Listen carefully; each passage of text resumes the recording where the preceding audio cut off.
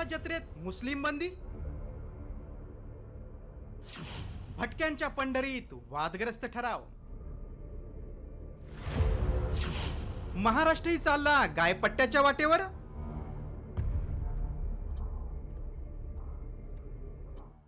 भटक्यांची पंढरी म्हणून ओळखली जाणारी अहिल्यानगर जिल्ह्यातील मढीची यात्रा सुरू होण्यापूर्वीच वादात सापडली.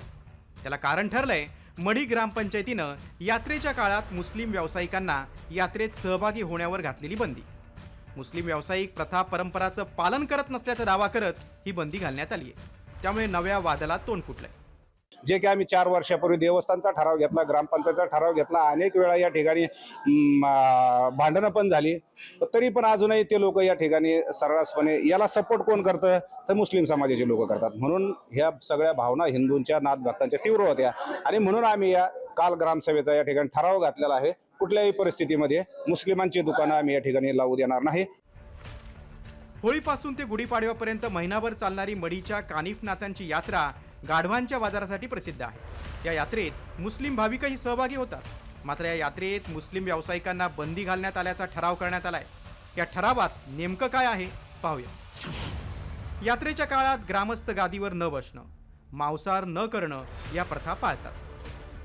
मुस्लिम व्यावसायिक प्रथा परंपरांचं पालन करत नसल्याचा दावा करण्यात आलाय. मुस्लिम व्यावसायिक अवैध धंदे करत असल्याचाही आरोप आहे. त्यामुळे मढीच्या यात्रेत मुस्लिम व्यावसायिकांना बंदी घालण्याचा निर्णय घेण्यात आलाय. मढी ग्रामपंचायतीचा निर्णय हा राज्यभर राबवण्याचं आवाहन भाजपच्या आध्यात्मिक आघाडीने केलंय. तर ही बंदी धर्म बघून नव्हे तर नियम न पाळणाऱ्यांवर असल्याचं स्पष्टीकरण मुख्यमंत्र्यांनी दिलंय. महाराष्ट्रातल्या अन्य देवस्थानांना आणि गावांना आमचा आग्रह आहे की या निर्णयाची आपण सुद्धा अंमलबजावणी करावी. मंदिराच्या परिसरात असो किंवा यात्रा उत्सवांमध्ये मुस्लिम व्यापाऱ्यांना आपणही बंदी घालावी, जेणेकरून आपल्या ज्या सनातन परंपरा आहेत यांना दूषित होण्यापासून आपल्याला रोखता येईल. मुस्लिम व्यावसायिकांना कुठेतरी व्यवसाय करण्यासाठी बंदी आणलेली आहे. त्यांनी जातीने ती बंदी आणलेली नाही किंवा धर्मानी बंदी आणलेली नाही. जे लोक नियम पाळत नाहीत यात्रेचे त्यांच्यावर त्यांनी बंदी आणली.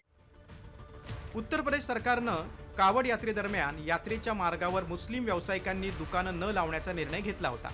मात्र सुप्रीम कोर्टानं चपराक लगावल्यानंतर सरकारनं हा निर्णय मागे घेतला.